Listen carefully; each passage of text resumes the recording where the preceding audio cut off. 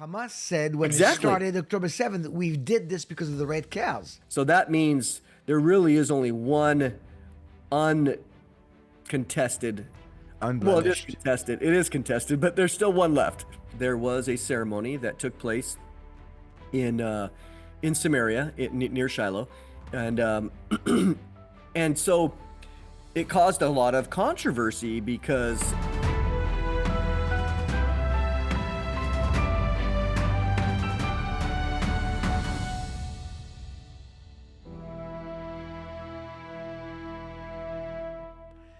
Shalom, everybody. Olivier here with Shalom and Messiah. I am so looking forward to this podcast today because my guest, I'm going to introduce him in a second, is always on the road somewhere. He's been on the road a lot in 2025. I know that. And I caught him at a conference recently, and I was able to book him for this podcast. So I'm looking forward to it. It's an important topic that we're going to discuss today. Again, reminding you that you can find us at shalomandmessiah.com. You can find free resources as well as support our faith-based ministry, shalomandmessiah.com. You can also subscribe to our YouTube channel that you're watching right now and follow me on Telegram. You can also follow me on X, on Facebook, on Instagram. Pretty much anywhere you find Olivier Melnick or Shalom and Messiah, you can connect with us and get the right resources to reach the Jewish people with the gospel of Messiah and to support Israel, which at this time of our history is becoming more and more rare, but very important. So here he is. Here is my guest, Mondo Gonzales. Mondo, thank you for coming to the podcast today. it's great to be here with you, Olivier. We met just about a week ago or so. We were at a conference together in the Dallas area, and before I can say hello, before I could say boo, I grabbed you and I said, "All right, get your calendar, pick a date," and you kindly did. Yes, here we are. It's been good. We have been trying to connect, and it was good to see you and a lot of others down there. It's just we love our fellowship. So, where can people find you if they want to follow you or get more about you? Yeah, prophecywatchers.com is kind of our central place, and of course we're all over social media and television and stuff. But prophecywatchers.com is the main hub that'll kind of get you introduced to all that we do. Yeah, and that is a very, this is the resources that you have at prophecywatchers.com. I mean, it's just amazing. You guys are a wealth of resources, so many people that you represent. And I've been in your studio many times, and it's a great ministry. So I would encourage people to connect to prophecywatchers.com, not to mention the mega conferences that you guys are putting together a few times a year. I don't know how you do it. I just don't. And I'm sure Bob is thinking, I don't know how we do it either. Yeah, no, it really you kind of just it happens and you realize, wow, how did we get it all done? Because there's so many parts to it, but it ends up being a great blessing. By the grace of God. By the grace of God. Yep. So, Mondo, you have become the expert on the red heifer. I have the collector's item, the original edition. I don't even know if I should show it. Should I show it or? Sure, that's Yeah, fine. that's the original edition, and yeah, it's signed by the one and only Mondo Gonzales. But the one behind you is the one that people want to get a hold of. By the way, if they want that book, they can get it through your ministry? Yeah, absolutely. You can get it prophecywatchers.com. If you want to support Jeff Bezos, you can get it on Amazon. But it's an updated edition since the one that you had, because as you know, things have been happening relatively fast. And so, in fact, I added a lot more to this one, and I could even probably do another one, another edition. So the first thing I want to ask, you and I being Moody grads, we've been taught to take the Bible seriously, not to do newspaper exegesis, to not speculate as much as some people do. So the first question I would have is, if people want to start with a scriptural foundation for the red heifer, where do we go? Yeah, it's fascinating to me because the red heifer is very important, but people can go to the book of Numbers, chapter 19, in Right. the Torah, and they can see there the very specific details. The whole chapter is about this ceremony, which is an unusual ceremony because it doesn't occur on the altar of the temple or the tabernacle. It occurs, it said it needs to happen outside of the camp. And the other places you can find it, and I discuss this as well in the book, is the theological ramifications of the red heifer appear in the book of Hebrews, chapter 9, in the New Testament. So to me, of course, it's so rich of what it means and what it implies. But again, Numbers 19 is the biblical place where, again, this isn't make believe. This is actually one of God's instructions for the people of Israel. It is, and so do you got 22 verses in chapter 19, and out of those 22 verses, you must be getting probably dozens of instructions of what needs to happen, or do you?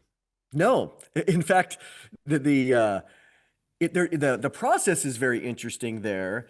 But all you have is God just says, "Hey, I want you to bring I want the people of Israel to bring a red heifer to the priest, one that has no defects, unblemished, that has had no yoke on it, and I want you to bring it, and then I want you to take it outside the camp and perform the ceremony, which is really."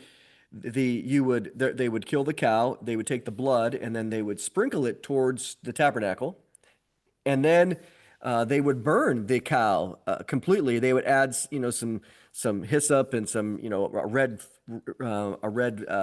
cloth, some red garments, and then also some cedar.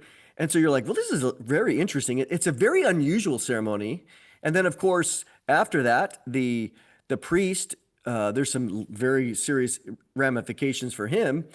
He's to collect the ashes, and then they mix it with water, and then that resulting solution mixture is used to bring ritual purity to people who have become defiled or unclean or Unclean. impure through basically death. And then it goes through, and then after that it provides a ceremony if you wanted to, if your father died and you were in the house and you were going to go to Passover and celebrate, but you're like, oh, my dad just died, I'm impure. Well, you could go to the priest early, and on the third day and the seventh day you'd get sprinkled with this solution, and your ritual impurity is removed, and now you can go right back in and celebrate and worship the Lord in the temple, offer your sacrifices for whatever the festival might be.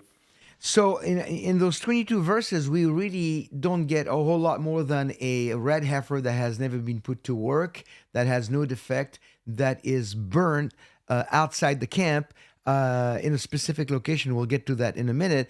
And then the ashes of red heifer mixed with water. Is there any indication in the passage about what kind of water or just water? What not so much in the passage itself, but what you will see in the rabbinic writings, in the traditions, is living water. So that's very important. Where you could get it, living water is that which is not stagnant. So a stream or maybe like the Gihon spring in Jerusalem would be certainly the place where they would have got a lot of it, because Right. it's moving water. You It's don't want living. anything stagnant, and then right now, of course, you just mentioned. I can't help but go there for a minute. You just mentioned in rabbinic literature. We Jews, we why keep things simple when we can make it complicated? Thus, the Talmud. So we we have mastered the art of making things extremely complicated when it could be simple. So. Taking this biblical simple instructions really to get the water purification from the ashes of the red heifer mixed with water. I have never spent time counting them. I don't know if you have, but the rabbinic regulations that came out of that, do you have a count, or do you even know? Not so much account, but what I do in the book is I 100% go through the different traditions, starting in the Mishnah, and then the other Talmudic instructions that add on it. I have quotes, because most people aren't going to just go to their shelf and pull out the Mishnah. So I make it real easy. I just provide the quotes there.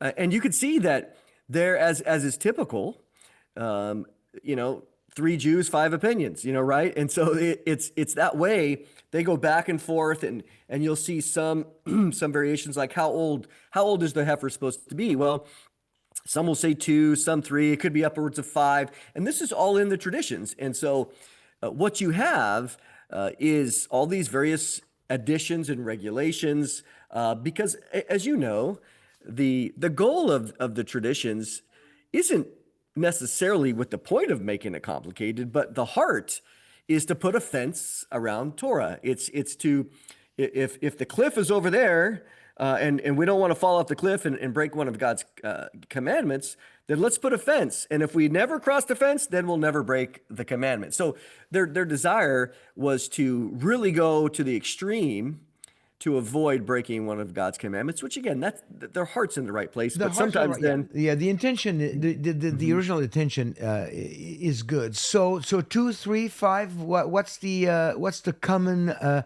agreed age for the red heifer to be ready for the ceremony? so what you have today with the modern consensus is you have a para, which is basically a cow, an older cow, bovine, if you want to say it. Some people get upset with cow, but an older heifer, where an eglah is a calf. So God says, bring a para here, a para aduma, a red. So this is that's the question. So this consensus today is, well, it needs to be in its third year. So that means after 2 years old, its birthday, the next day is starting its third year. Right. And so, in order to make sure that they don't have it to be, maybe people don't remember the birthday right. So, in order to make sure that it's not 1 year, 11 months, and 25 days, they've now said it needs to be 2 years and 1 month. So in after 2 years and a full month goes by, you pretty much covered. It's fully in its third year now, and that's the consensus. Some will say two years and 8 days. Others might say 3 years, but the consensus today amongst most of the rabbis is 2 years and 1 month. 2 years plus. Then okay. So then is there a date where the red heifer is no longer qualified? We're not even talking about the white hair. We're gonna get to that next. Is there a date where, like, well, if it's 5 years and older, it had better days, so now it's just good for brisket? Well, it's interesting because I'm in Texas, okay? no, If I exactly. don't put the word brisket in my podcast, nobody listens. No, but exactly, and brisket's good. So there is no upper age limit. That's one of the things I've appreciated about writing, the book and talking about it is, man, there is so much misinformation, or just I don't mean it in a mean way, just ignorance about it. People making claims because they heard something, Right. but oh yeah, if it's over 3 years, it's over five. There is nothing in the traditions, nothing in the sources, certainly nothing in the Bible that puts a maximum age on it. Okay. Now, there is, excuse me, according to the rabbis, and it comes into within the area of without defect. Obviously, no cuts on the skin, no deformity in the body, but also this white hair dilemma that was developed. Now, how far does that one go? Do you have in your research? Do you know when it first came out? Yeah, well, it goes all the way back to, again, even even some in the Mishnah, the Talmud, and a Jewish medieval scholar, Moses Maimonides, Rambam. Rambam. He has a whole chapter on the red heifer, because again, they were thinking about rebuilding the temple even 1,000 years ago. And so, but through all those developments, of course, the Bible just says bring a red heifer, a para aduma. That's all it says. It doesn't give any other inscriptions about this and that. But again, in order to make sure that they don't violate God's hearts, they decided that the rule is you can have a black hair on the head and a black hair on the tail and maybe a black hair on the foot. That's not a problem if it's red. And the red is not so much like cherry red. It could be burgundy. It could even be a brownish red. But the key is this, because this is the rule now. You can't have a black hair coming out, and then in the same follicle, a second black hair. You mean white? Well, black, anything non-red, black, Oh, okay. white, Because I've always heard white hair. So it's any color then, any color but red. correct. So you can have one, but if you have another one that's any two non-red hairs in a single follicle, disqualified. Okay. So again, you can have a white one over there, a green hair over here. But if they're got two or more non-red in the same follicle, completely disqualified. And what they won't do is some people say, well, just pluck it out. Just pluck one of them out. And so far they will not do that. Well, because plugging it out really might qualify as defect. Yeah, the defect is very strong too, because they would see that as being defective, at least as in its color. And they'll even go so far as, the scripture just says a yoke with, as you said, the implication that it had been worked, where some of the real stringent comments are, if a bird lands on it, is that considered a burden? Like it's because the idea of a yoke is you can look at it whether it's worked, or they look at it as it's carried a burden. And so if a bird lands on there, does that disqualify it? If you throw a blanket on it, now it's carrying a burden. And so therefore, is that going to be what God meant about a yoke? And so they're trying to puzzle it all out. So in order to make sure that there's no risk at violating the original Torah commandment of a yoke, they go to these other lengths to make sure that The fence. nothing is on it at all. Yep. The A fence. The Yep. fence.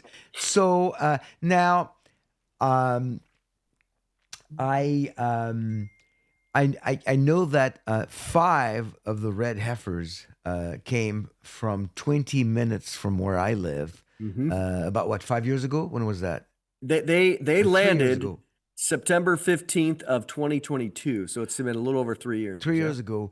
And so five of those, how many of those do we know are still qualified of the five? So as of a few months ago in the summer, there were two left that were qualified. There was a third one that is semi-qualified in the sense that it just was less red. But then we know that I'm sure we'll talk about. There was a ceremony that happened in Shiloh Yeah. on July 1st, and they used one of the qualified ones of the two. So that means there really is only one uncontested.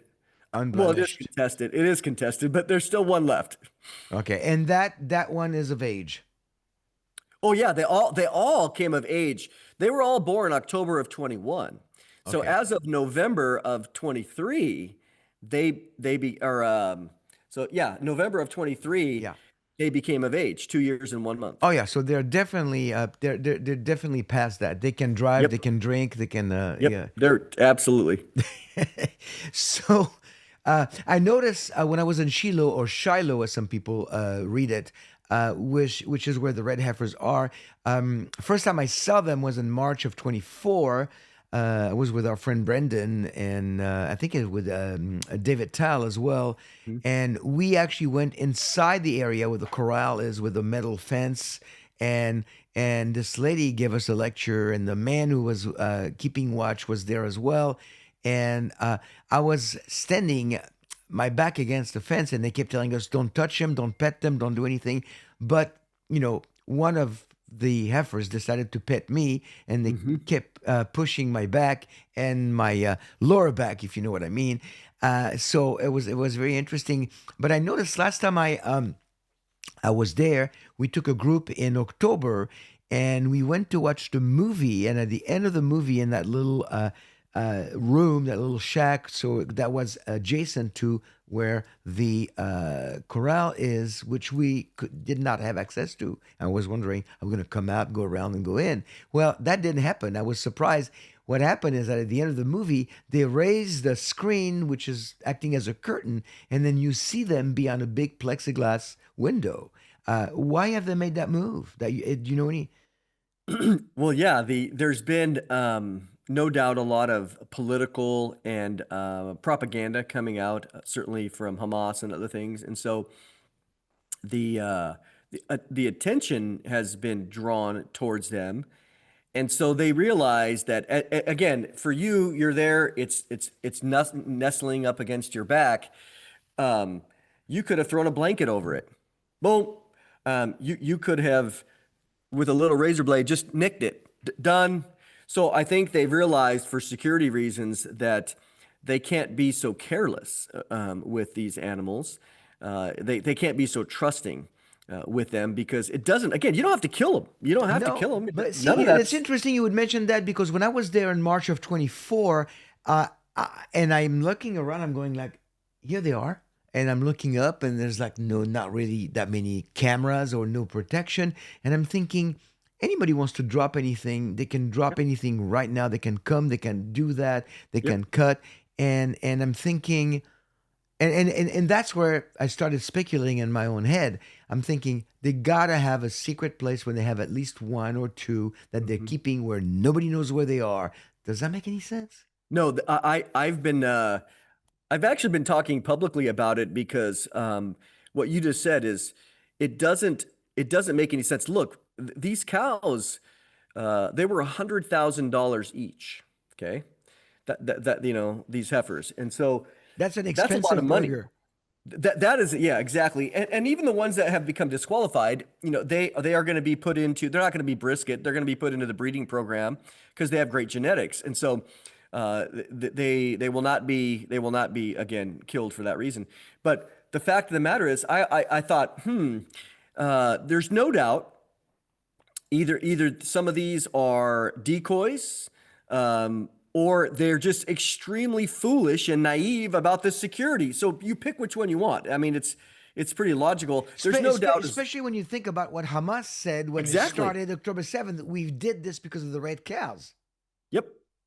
Exact quote. Yeah. So this is why I've been suspicious, but I will say too that it's interesting that I've interviewed other Israelis that are there and not necessarily Christians, and they will say, what's going on with all these Christians and the red heifers? Christians are more interested in the red heifers than Israelis are. They don't even care. Even some of the religious Jews don't even care. So in that regard, there's no doubt that I'm going to be going, Lord willing, to Israel in May, and I'm going to go check it out. I want to be there. Of course, I want to get a picture with them, and whatever. But it's interesting that there's no doubt that one of the things that is the intention is to raise money. And they're going to raise more money from Christians more than Jews in the sense for this whole project. So I don't know. It makes you wonder that some things don't add up about the security. Yeah, it's a little strange, but I think they're holding one now. Now we know we know for a fact that they might be holding one, but they are not in possession of usable ashes because there is a specific location where this ceremony needs to happen. Tell us about that. Yeah. So what happened? We might as well bring it up. Is in the sense on July 1st there was a ceremony that took place in Samaria near Shiloh, and and so it caused a lot of controversy because Byron Stenson and the Boneh Israel group they were there, and I had talked to him after this on the phone, and he told me that that was the fourth practice ceremony that they had conducted, that they had done other ones with black cows in order just to kind of perfect the whole system. And so, Right. um, but when I was talking to him on the phone, I said, Byron, there's a lot of rumors. Was this a real ceremony? Was this a practice ceremony? And so ultimately is this. Um, he said, no, it was a real ceremony according to the Bible. And so I said, well, Byron, you know that the rabbis are never going to accept this because it has to follow the Mishnah. Again, for the rabbis, you have the Bible as an authority, and you have the Mishnah and the Talmud as authority, and they're equal authorities. So he said, I know, I know. He goes, so I imagine that we're just going to have to do another ceremony on the Mount of Olives. And so the Mishnah says quite specifically that the ceremony took place in ancient times on the Mount of Olives, which is across the Kidron Valley towards the east from the Temple Mount. And so today they have two pieces of property on the Mount of Olives, which are connected with the Temple Institute, and so they have the property to do it now. So when the time comes, Byron said quite clearly, we'll have to do another one. And even at the time, Olivier, when the five cows were brought over to Israel, again in September of 22, there were 16 other cows still in Texas, but they were limited because Israel has very strict rules and regulations on importing beef. And so they brought these cows not as beef, they brought them as pets. And so that was the regulation that they followed. But you could only bring five at a time, which is why they limited it to five. But there were, again, at least 16 others. And again, that was over 3 years ago. So the breeding program has not stopped in Texas or even in the land of Israel. At other places, there's several ranches that are breeding red Angus, amongst others, Santa Gertrudis cattle. Right. It's not over.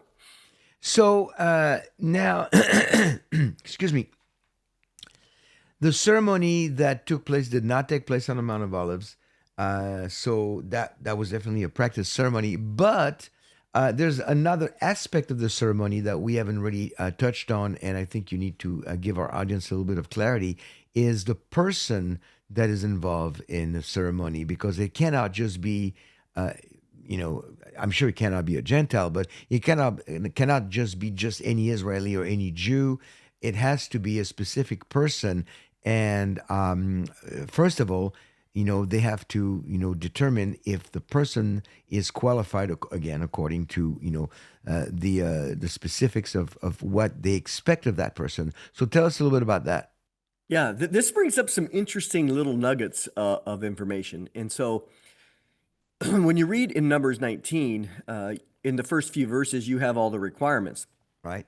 But the rest of the chapter is talking about how to do the ceremony, but it also brings up some of these very, very strange Well, kind and of in verse 3, and you shall give it to Eleazar the priest, right there. So where is Eleazar? And what if Eleazar is not available? Who's next? right. Well, and what the history shows that they've done nine throughout the time of Eleazar, the first priest, all the way down into the first century. And so this last one would be the 10th. So obviously that giving it to the priest, that's the key. Not so much, of course, Eleazar is gone, but to his tradition down the priesthood. So what you have in the rest of the chapter is the priest who performs the ceremony has to be clean. He has to be ritually pure. Well, when he does the ceremony, he becomes ritually impure. He becomes unclean. And therefore, the ashes are collected. And so, of course, later, if you have the ashes, they become mixed with water. And then that same individual has to go through the ceremony of being sprinkled the third and seventh day. And then he becomes ritually pure again. But here's the thing. How do you have a priest that is pure today? Well, they have priests in training now for 20 some years that have never been born in a hospital, never walked on dirt, because all those, according to the traditions, provide ritual impurity. So you have to have a pure priest. So this happened. There was a priest that was there at the Samaria ceremony. There were other rabbis there that made the claim that this red heifer was pure and was qualified. So the qualification, any qualification today is preliminary. It's kind of irrelevant because the actual qualification inspection has to happen 5 minutes before you do the ceremony. So that's where so they inspected it. They said yes. They brought it in. The priest, who was ritually pure, Is a young man, right? young man, yep, he was there, did the ceremony. Well, then what does that mean? He became impure through the ceremony because he touched a dead animal. So do you need two priests to do the ceremony? What they'll say is if you read the things, you have somebody else can come and collect the ashes, which again makes them impure also. So it's very technical as you're going down the list. But here's the problem: is see, this ceremony that happened, Byron and others said this happened according to the Bible. So we're following the Bible on this. Therefore, we obeyed the Torah. Well, again, for most of Judaism, that's not enough. You have to obey the The traditions, Talmud, yeah. the Talmudic situation. So for this group over here, that guy, that Cohen, that priest, who became impure, Byron's going to say, well, you can just use the ashes that we got and you can purify them. Well, they're not going to accept that because it No. wasn't done on the Mount of Olives. Right. So this guy now has become impure permanently and cannot participate in the next one at the Mount of Olives. The real So one. Yeah. correct, the real one. So this is creating some Dilemma. the dilemmas here, exactly, because because at the end of the day, as you know, there's a lot of factions in the first century. You had the Pharisees, the Sadducees, the Zealots, the Herodians. You had all these different factions, of people. Well, today, with Israel being a very melting pot of groups, Ashkenazi, Sephardic, you got people, Babylonians, African, I mean, you name it, all around it's a collecting pot of all these Jewish people and all these religious Jews, all these rabbis.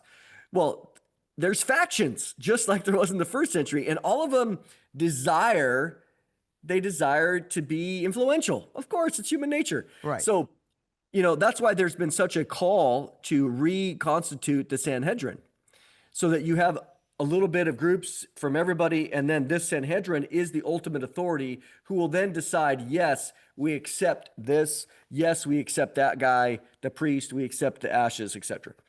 Now, it would make sense to me, and I'm thinking about this as we're talking, that you would need three priests because you need the one who performs the burning, then you need one to collect the ashes and mix with water, and one to dispense the clean water.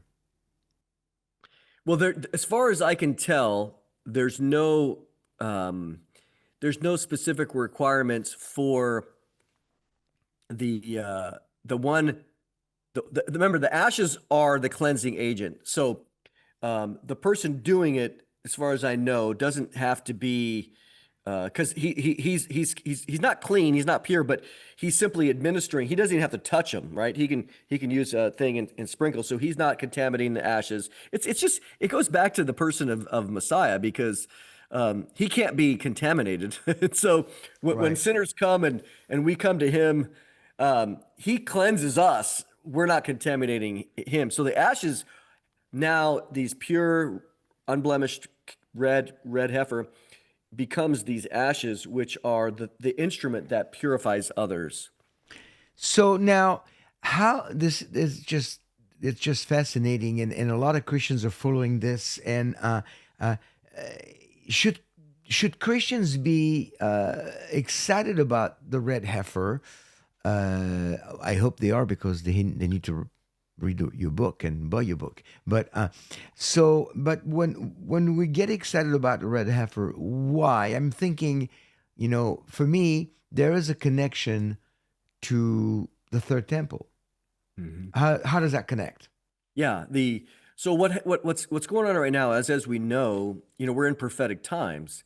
Yeah. So the fact that going back to 1967, when Israel gained control, at least tacit sovereignty over the Temple Mount for the first time since 70 AD, the fact of the matter is the clock started as it relates to rebuilding the third temple. And so that's been in motion. And then, of course, through the decades, they have built, or they've reconstructed all the elements, the golden menorah, the altar of incense, Everything. a Temple of Shabbat. Then go to the Temple Institute. You can see the garments. You can see all the implements, copper, you name it. I always take people there. Everything but the ashes of red heifer. Yeah, exactly. So what we'll say it this way: if they had permission, really political permission, and they started rebuilding the temple tomorrow, let's say they had it done, they put the tabernacle up, and they could only do certain ceremonies because they don't have the ashes of the red heifer. So in order for them to use the temple fully, the way it was meant to be, they have to have the ashes of the red heifer. So the ashes of the red heifer are like a prerequisite to get in, to your bachelor's degree. Well, you don't have the prerequisites. You can't even sign up yet. Get these done, and then you can come into the program. So it's the same way for the temple, that the temple is there. but they need these ashes. And that's again why God provided the requirement for in Numbers 19 for the people, because if people wanted to participate in the worship and the sacrifices, and again honoring and worshiping the Lord, you had to come in a pure state. Well, if you're the ashes would provide that for you. It was a great, God was very gracious to the people and saying, hey, I have an inexpensive way. You were with your dad or your mom when they died. Hey, that's part of human nature, but you're pure now. Here's a way to become purified, and then you can participate in the worship. So there's a deep, a strong connection with the third temple, which again, that's the only missing piece of the puzzle.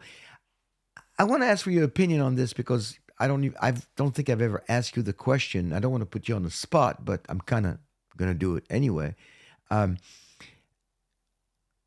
I know that you and I are both pre-trib. We think that the next event is the signless event of the rapture.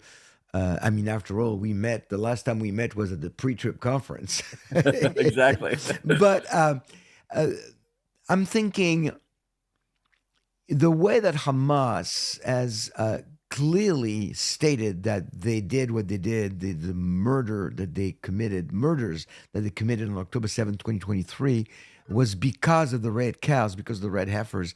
They seem to understand the implication of the red heifers being used for burning and then mixing with water and then getting ready for the third temple, which to them seems to be a big deal. So the fact that they said that, I don't see how you could possibly, even though the Temple Institute owns property on the Mount of Olives, I don't see how you could possibly perform that ceremony for the temple until after the rapture, when the Antichrist would maybe set the stage for Jews and Arabs to get along and rebuild the temple. I can see Israel, because it had to be done by Jews. I could see Israel, the Jews rebuilding the temple, and the Palestinians saying, guys, we got your back. We'll protect you. We'll be your security. That could happen under the Antichrist in the first half of the tribulation, because everything's going to be like peaceful. At least people will think it's peace, but it's not until the abomination of desolation in the middle of the tribulation. But I don't see the ceremony happening until after we've been raptured. Do you have an opinion on that? I'm sure you have an opinion on that. Well, as you know, the prophetic developments, we know generally what happens. We know what happens. We just don't always know how they happen and the methodology. And so I kind of keep an open mind. And I guess I will say this, that everything that you just described is completely legitimate. That is definitely one way. Another way that it could happen is what we've been seeing, as you know, in the past few weeks, even the past year under the Trump administration, the Israelis, especially Netanyahu and this current government. Remember, this is the most religious government in the history of Israel, and so, I mean, the first day of this new instituted government in December of 22, Itamar Ben-Gvir, the national security minister, what does he do? He walks right up on the Temple Mount. So and that has been the case now. Ever since this government has come up, never before. Jews are going up, which that has happened. Now they're going up, they're praying, they're singing, they have police escorts, they're blowing the shofar. That has not happened. That has only happened in the last 3 years. So what's happening is the Israeli police are, under the previous administrations, would not upset the status quo. But what you see now is this government is being emboldened by Trump support, no doubt. And so what could happen is the place of the two pieces of property are, you have to be able to see the Temple Mount, and they both do. They're elevated up on the Mount of Olives so that you could see over the wall into the Temple Mount where the temple is. So to me, let me just say it this way. Here in the last 2 weeks, what do you see? Remember when J.D. Vance was there? The Knesset voted to annex Judea and Samaria. Okay, well, that caused a whole bunch of trouble. So what they're doing is they're pushing the envelope here. Right. And that made J.D. Vance upset because it was a political stunt by the Knesset. But again, they had the ability to do it. So what could happen is Israel is trying to flex its muscle against the Palestinian cause in order to squash it. Again, like this annexation. So that vote was really symbolic. Netanyahu really Right, wasn't right. for it, Yeah, but non-binding. it was non-binding. But here's the thing. If they want to say, hey, look, no one's going to tell us what we're going to do with the Temple Mount. It is the eternal capital of Jerusalem. The history's there, the archaeology's there. So they could try to make a statement and they could provide security around this piece of property and allow them to perform the ceremony simply just to spite the claims of the Palestinians. So, and there has been no greater time than right now to have this ceremony. It doesn't require the Antichrist necessarily. It just requires a little bit of stubbornness, which we've seen in Itamar Ben-Gvir over and over and over. He's trying to push the envelope. This could be one of those things. Now, could they also do it secretly? Well, people have asked that. People have made the claims that it's already been done secretly, which is false. The problem, you really, I guess I'll say it this way. If you look at the ceremonies that have happened recently, like this one in July, they had it in the middle of Samaria, in the middle of nowhere. Okay, so there was no problems. They didn't have any issues. Okay, somebody's having a big bonfire in their backyard, whatever. Okay, that's one thing. But to do it in East Jerusalem, I mean, you can't hide that. This is a bonfire with smoke. Police are going to be called. Something's on fire. Oh my gosh, look at this. So there's no way you can do it secretly. The police will be called. The fire department will be called. Silwan, the village right there, is right there, just to the south of both of the locations. So now they could do it quickly. It takes about a day for all of the thing. It takes like there was another guy, a professor at Bar Ilan University. He did a ceremony back in 2019. It took about 8 or 9 hours for that cow to fully burn down. So that's all day.